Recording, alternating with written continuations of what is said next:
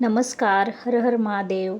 आता उन्हाळा सुरू झाला आहे, तर कैरीचे पाणी खूप फायदेशीर असतं. तर मी बनवलं. कैऱ्या गावरानी होत्या झाडाच्या, ह्या स्वच्छ धुवून घेतल्या आणि त्याची वरची साल काढून घेतली आणि ते कुकरला लावून 3 शिट्ट्या करून घेतल्या. नंतर मग मी 1 चम्मच जिरे, 1 चम्मच बडीशेप आणि 4 मिरे असे मिक्सरला वाटून घेतलं. जिरं भाजून घेतलं होतं आणि बडीशेप कच्ची होती. हे वाटून घेतलं आणि ते बाजूला ठेवून दिलं आणि असं कैऱ्या शिजवून घेतल्या. कैऱ्या शिजल्यानंतर त्याचा पल्प काढून घेतला आणि तो जी हँड मिक्सी असते आपली, त्याच्याने पल्प फिरून घेतला. कैरीचे पण हे खूप फायदेशीर असतं आपल्या शरीरासाठी. पण हे शरीराचे तापमान नियंत्रित ठेवण्यास मदत करते, ज्यामुळे उन्हाळ्यात ऊन लागण्याचा धोका कमी होतो आणि घामावाटे शरीरातील पाणी आणि मीठ कमी होते ना. पन्हामुळे मीठ आणि साखर शरीरातील पाण्याचे प्रमाण व इलेक्ट्रोलाइट संतुलन राखण्यास मदत करतात. कच्च्या कैरीमध्ये फायबर आणि पाचक एन्झाईम्स असतात, जे पाचन सुधारण्यास, गॅस, अपचन आणि बद्धकोष्ठतेसारख्या समस्या दूर करण्यास मदत करतात. पने हे व्हिटॅमिन सीचा उत्तम स्रोत आहे, त्यामुळे शरीराची संसर्गाशी लढण्यास मदत करते. यात आयरनचे प्रमाण असल्याने ते अनिमिया टाळण्याची उपयुक्त ठरते. पन्हात व्हिटॅमिन ए असल्याने डोळ्यांचे आरोग्य चांगले ठेवण्यास मदत करते. पने प्यायल्याने थकवा दूर होऊन शरीराला झटपट ऊर्जा मिळते. मधुमेह असल्यास पने कमी प्रमाणात प्यावे.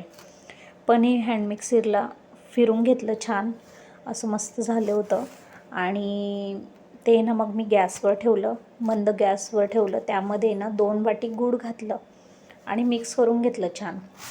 आणि त्यामध्ये मी जे वाटलेलं कोरडं जिरे, बडीशेप आणि मिरे पूड होती ती टाकून ढवळून घेतली छान. आणि त्यामध्ये मस्त चवीनुसार मीठ आणि काळे मीठ टाकलं आणि 2 उकळी येईपर्यंत मिक्स करून घेतलं.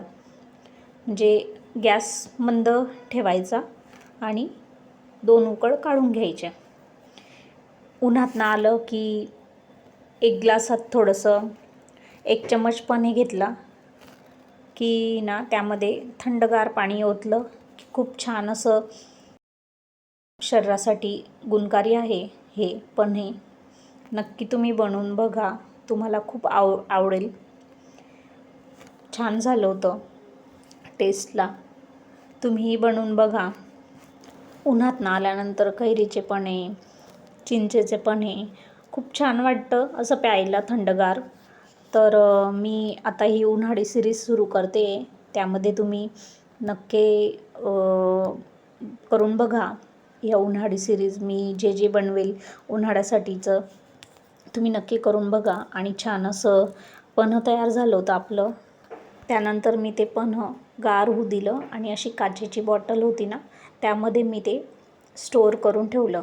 हे तुम्ही पन्हं बनवून फ्रीजमध्ये स्टोअर करून ठेवू शकतात काचेच्या बॉटलमध्ये. फ्रीजमध्ये 1 ते 2 महिने नक्कीच राहतं आरामात.